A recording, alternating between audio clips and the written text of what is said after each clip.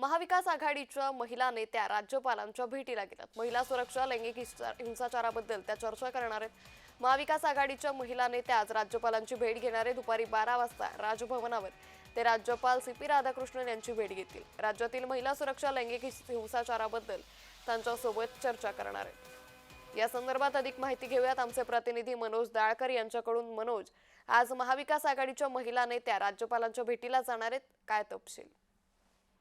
नक्कीच अंकिता, महाविकास आघाडीच्या महिला नेत्या आज राज्यपाल CP राधाकृष्णन यांची भेट घेणार आहेत। दुपारी 12 वाजता राजभवनावर राज्यपाल यांची ही भेट घेणार आहेत।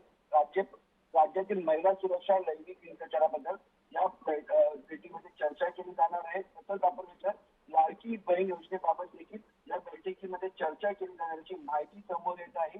या शिष्टमंडळामध्ये आपण बघितलं सुषमा अंधारे, किशोरी पेडणेकर, विद्या चव्हाण या नेत्या असणार आहेत। आपण दुपारी 12 वाजता राजभवन येथे CP राधाकृष्णन यांची भेट घेऊन हे लैंगिक हिंसाचाराबद्दल तसंच लाडकी बहीण योजनेबाबत या भेटीमध्ये चर्चा केली निश्चित मनोज, तुम्ही असे जोडलेले राहा। आणखी एका बातमी संदर्भात तुमच्याकडून तपशील हवाय।